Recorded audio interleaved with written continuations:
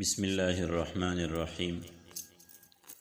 سیرت النبی صلی اللہ علیہ وسلم کا درس عنوان یہ ہے: رسول اللہ صلی اللہ علیہ وسلم اللہ عز و جل کی حمد و ثنا کرتے اور اس سے دعا فرماتے ہیں۔ امام احمد رحمہ اللہ کی روایت ہے کہ احد کے روز جب مشرکین واپس چلے گئے تو رسول اللہ صلی اللہ علیہ وسلم نے صحابہ کرام سے فرمایا، برابر ہو جاؤ، ذرا میں اپنے رب عز و جل کی ثنا کروں۔ اس حکم پر صحابہ کرام نے آپ کے پیچھے سپیں باندھ لی اور آپ نے یوں فرمایا، اے اللہ، تیرے ہی لیے سارے حمد ہے۔ اے اللہ، جس چیز کو تو کشادہ کر دے اسے کوئی تنگ نہیں کر سکتا، اور جس چیز کو تو تنگ کر دے اسے کوئی کشادہ نہیں کر سکتا۔ جس شخص کو تو گمراہ کر دے اسے کوئی ہدایت نہیں دے سکتا، اور جس شخص کو تو ہدایت دے دے اسے کوئی گمراہ نہیں کر سکتا۔ جس چیز کو تو روک دے اسے کوئی دے نہیں سکتا، اور جو چیز تو دے دے اسے کوئی روک نہیں سکتا۔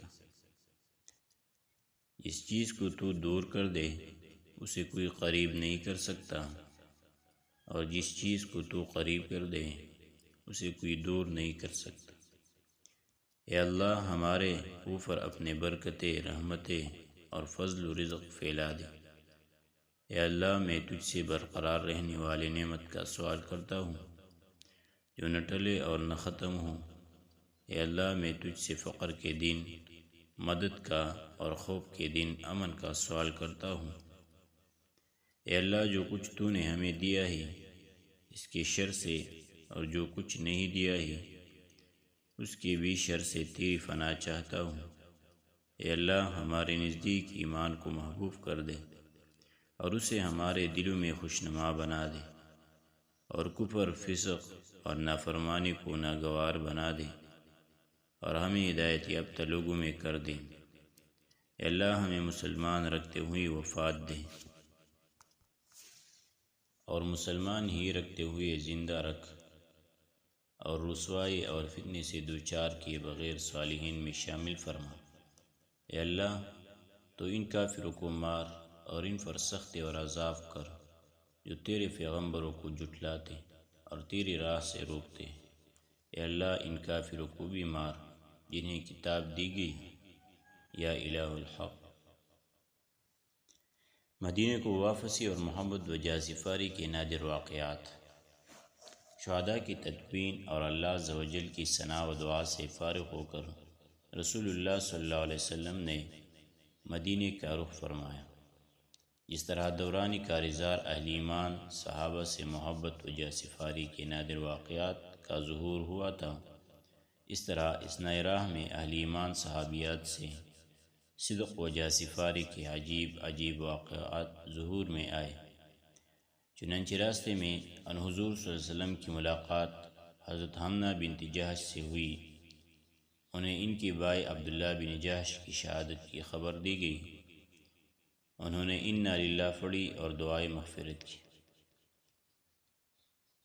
پھر ان کے ماموں حضرت حمزہ بن عبد المطلب کی شہادت کی خبر دی گئی۔ انہوں نے پھر انا للہ پڑھی اور دعائے مغفرت کی۔ اس کے بعد ان کے شوہر حضرت مصعب بن عمیر کی شہادت کی خبر دی گئی تو تڑپ کر چیخ اٹھے اور داڑ مار کر رونے لگی۔ رسول اللہ صلی اللہ علیہ وسلم نے فرمایا، عورت کا شوہر اس کے یہاں ایک خصوصی درجہ رکھتا ہے۔ اسی طرح آپ کا گزر بنو دینار کی ایک خاتون کے پاس سے ہوا جس کے شوہر، بھائی اور والد تینوں خلاتی شہادت سے سرفراز ہو چکے تھے۔ جب انہیں ان لوگوں کی شہادت کی خبر دی گئی تو کہنے لگی کہ رسول اللہ صلی اللہ علیہ وسلم کا کیا ہوا؟ لوگوں نے کہا، ام فلاں، حضور صلی اللہ علیہ وسلم بخیر ہے، اور بحمدللہ جیسا تم چاہتی ویسے ہی ہے۔ خاتون نے کہا، ذرا مجھے دکھلا دو، میں بھی آپ کا وجود مبارک دیکھ لوں۔ لوگوں نے انہیں اشارے سے بتلایا۔ جب ان کی نظر آپ پر پڑی تو وہ ساختہ پکار اٹھی، کل مصیبت بعدک جلل، آپ کے بعد ہر مصیبت ہیچ ہے۔ اثناء راہ ہی میں حضرت سعد بن معاذ رضی اللہ عنہ کی والدہ آپ کے پاس دوڑتی ہوئی آئی۔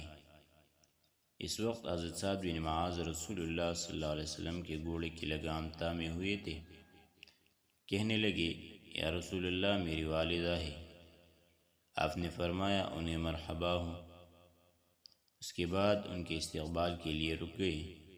جب وہ قریب آ گئی تو آپ نے ان کے صاحبزادے عمرو بن معاذ کی شہادت پر کلمات تعزیت کہتے ہوئے انہیں تسلی دی اور صبر کی تلقین فرمائی۔ کہنے لگی، جب میں نے آپ کو بسلامت دیکھ لیا تو میرے لیے ہر مصیبت ہیچ ہے۔ پھر رسول اللہ صلی اللہ علیہ وسلم نے شہداء احد کے لیے دعا فرمائی اور فرمایا، اے ام سعد، تم خوش ہو جاؤ اور شہداء کے گھر والوں کو خوشخبری سنا دو کہ ان کے شہداء سب کے سب ایک ساتھ جنت میں ہیں، اور اپنے گھر والوں کے بارے میں ان سب کی شفاعت قبول کر لی گئی ہے۔ کہنے لگے، اے اللہ کے رسول، ان کے پسماندگان کے لیے بھی دعا فرما دیجیے۔ آپ نے فرمایا، اے اللہ، ان کے دلوں کا غم دور کرو، ان کی مصیبت کا بدل عطا فرما، اور باقی ماندگان کی بہترین دیکھ بھال فرما۔ رسول اللہ صلی اللہ علیہ وسلم مدینے میں سروشمبا شوال 3 ہجری کو سری شام رسول اللہ صلی اللہ علیہ وسلم مدینہ پہنچے۔ گھر پہنچ کر اپنی تلوار حضرت فاطمہ رضی اللہ عنہا کو دی اور فرمایا، بیٹی، اس کا خون دو، خدا کی قسم یہ آج میرے لیے بہت صحیح ثابت ہوئی۔ پھر حضرت علی رضی اللہ عنہ نے بھی تلوار لفکائی اور فرمایا، اس کا بھی خون دو، واللہ یہ بھی آج بہت صحیح ثابت ہوئی۔ اس پر رسول اللہ صلی اللہ علیہ وسلم نے فرمایا، اگر تم نے بے لاگ جنگ کی ہے تو تمہارے ساتھ سعد بن حنیف اور ابو دجانہ بھی بے لاگ جنگ کی ہے۔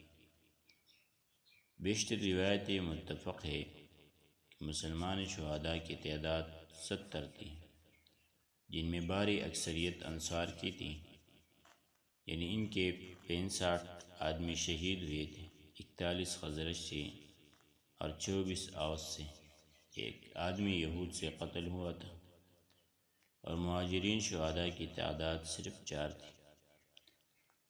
باقی رہے قریش کے مقتولین تو ابن اسحاق کے بیان کے مطابق ان کی تعداد 22 تھی، لیکن اصحاب مغازی اور اہل سیر نے اس معرکے کی جو تفصیلات ذکر کی ہیں اور جن میں ضمناً جنگ کے مختلف مرحلوں میں قتل ہونے والے مشرکین کا تذکرہ آیا ہے، ان پر گہری نظر رکھتے ہوئے وقت پسندی کے ساتھ حساب لگایا جائے تو یہ تعداد 22 نہیں بلکہ 37 ہوتی ہے، واللہ اعلم۔ مدینے میں ہنگامی حالت۔ مسلمانوں نے معرکہ احد سے واپس آ کر شنبہ و یکشنبہ کی درمیانی رات ہنگامی حالت میں گزاری۔ جنگ نے انہیں چور چور کر رکھا تھا، اس کے باوجود وہ رات بھر مدینے کے راستوں اور گزرگاہوں پر پہرا دیتے رہے اور اپنے سپہ سالار اعظم رسول اللہ صلی اللہ علیہ وسلم کی خصوصی حفاظت پر تعینات رہے، کیونکہ انہیں ہر طرف سے خدشات لاحق تھے۔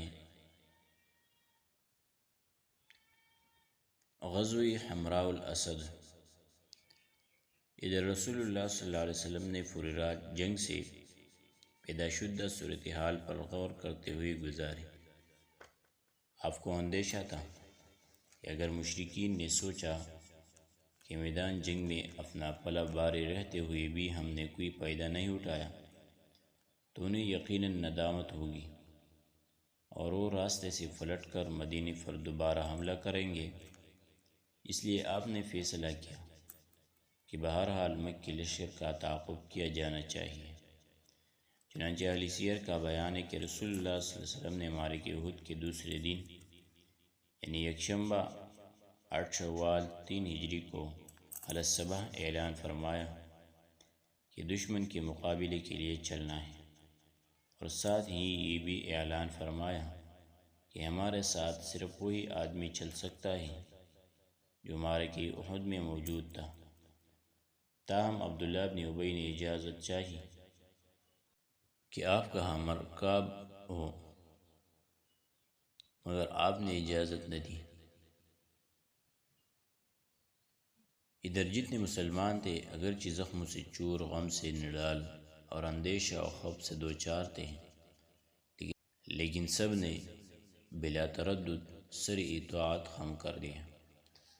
حضرت جابر بن عبداللہ نے بھی اجازت چاہی جو جنگ احد میں شریک نہ تھے، حاضر خدمت ہو کر عرض پرداز ہوئی، یا رسول اللہ، میں چاہتا ہوں کہ اب جس کسی جنگ میں تشریف لے جائے میں بھی حاضر خدمت رہوں، اور چونکہ اس جنگ میں میرے والد نے مجھے اپنی بچیوں کے دیکھ بھال کے لیے گھر پر روک دیا تھا، لہٰذا آپ مجھے اجازت دیں کہ میں بھی آپ کے ساتھ چلوں۔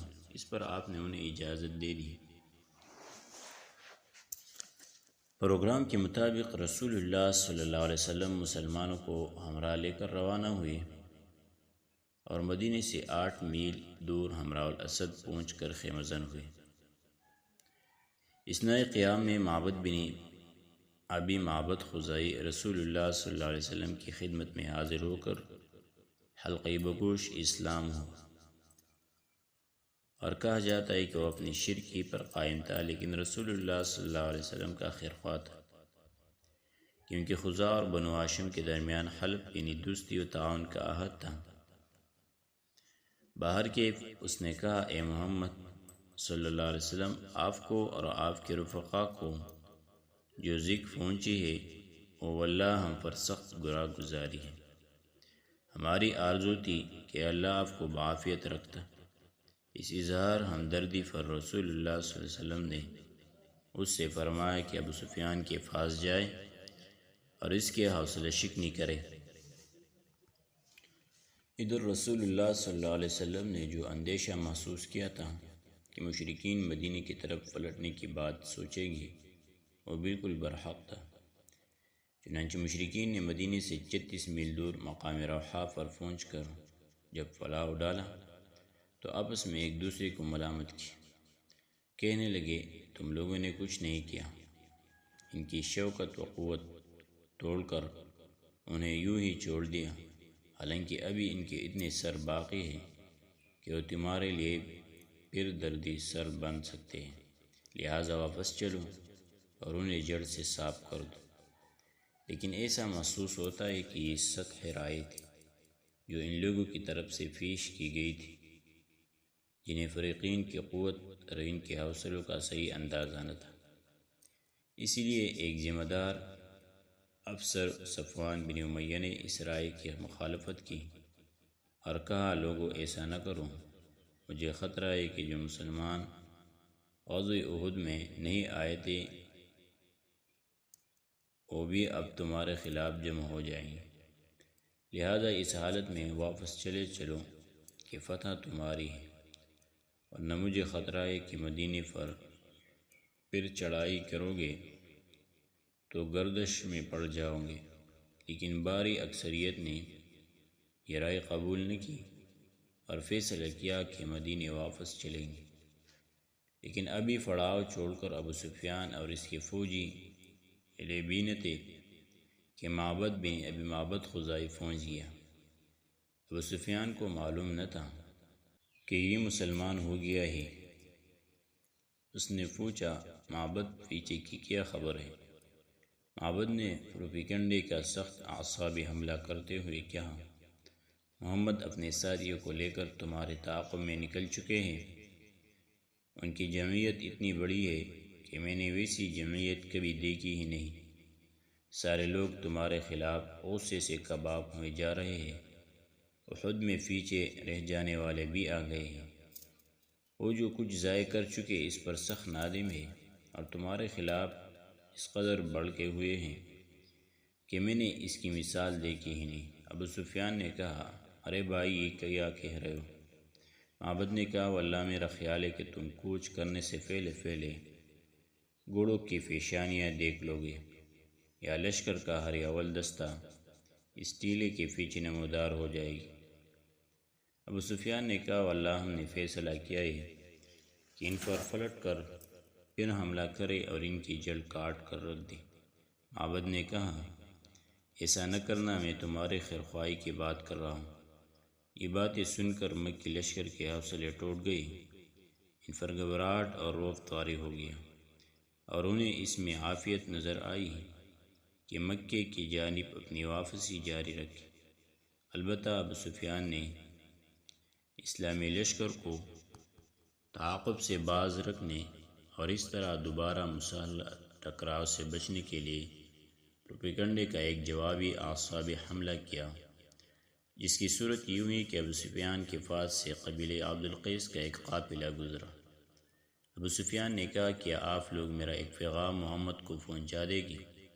میرا وعدہ ہے کہ اس کے بدلے جب آپ لوگ مکہ آئیں گے تو اوکاس کے بازار میں آپ لوگوں کو اتنی کشمش دوں گا جتنی آپ کی یہ اونٹنی اٹھا سکے گی۔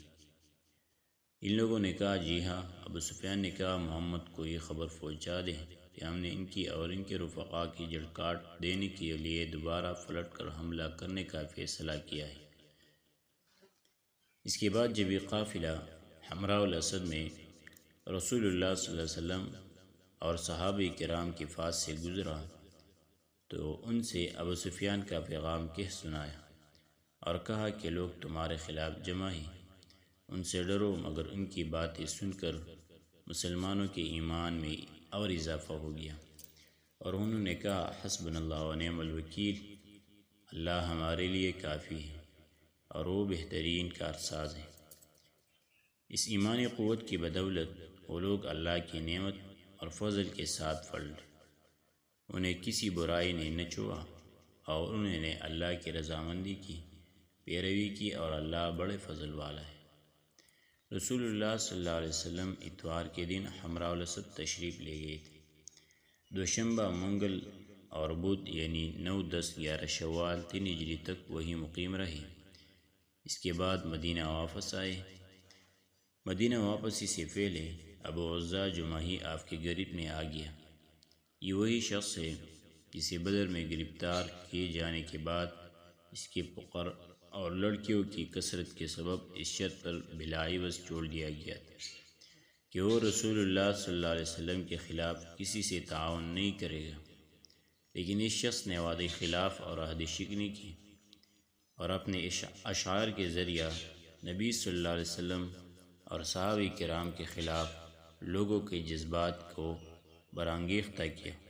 اس کا ذکر پچھلے دروس میں آ چکا ہے۔ پھر مسلمانوں سے لڑنے کے لیے خود بھی جنگ احد میں آیا۔ جب یہ گرفتار کر کے رسول اللہ صلی اللہ علیہ وسلم کی خدمت میں لایا گیا تو کہنے لگا، محمد میری لغزش سے درگزر کر دو، مجھ پر احسان کر دو اور میری بچیوں کی خاطر مجھے چھوڑ دو۔ میں عہد کرتا ہوں کہ اب دوبارہ ایسی حرکت نہیں کروں گا۔ نبی صلی اللہ علیہ وسلم نے فرمایا، اب یہ نہیں ہو سکتا کہ تم مکے جا کر اپنے رخسار پر ہاتھ پھیرو اور کہو کہ میں نے محمد کو 2 مرتبہ دھوکہ دیا۔ مومن ایک سوراخ سے 2 مرتبہ نہیں ڈسا جا سکتا۔ اس کے بعد حضرت زبیر یا حضرت عاصم بن ثابت کو حکم دیا اور انہوں نے اس کی گردن مار دی۔ اسی طرح مکے کا ایک جاسوس بھی مارا گیا، اس کا نام معاویہ بن مغیرہ بن ابی العاص تھا اور یہ عبد الملک بن مروان کا نانا تھا۔ یہ شخص اس حد زد میں آیا کہ جب احد کے روز مشرکین واپس چلے گئے تو یہ اپنے چچیر بھائی حضرت عثمان بن عفان رضی اللہ عنہ سے ملنے آیا۔ حضرت عثمان نے اس کے لیے رسول اللہ صلی اللہ علیہ وسلم سے امان طلب کی۔